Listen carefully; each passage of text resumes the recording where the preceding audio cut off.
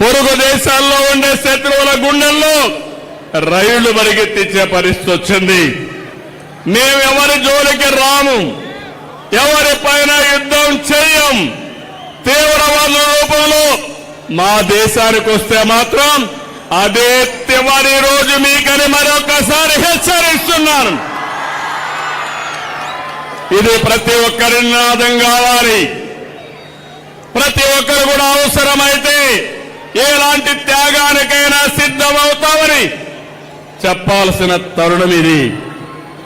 అందుకే ఈ రోజు మనందరం కూడా చూస్తే దేశానికి సరైన సమయంలో సరైన నాయకుడు, బలమైన నాయకుడు నరేంద్ర మోడీ గారు అని చెప్పి మీ అందరికీ విజ్ఞప్తి చేస్తున్నా.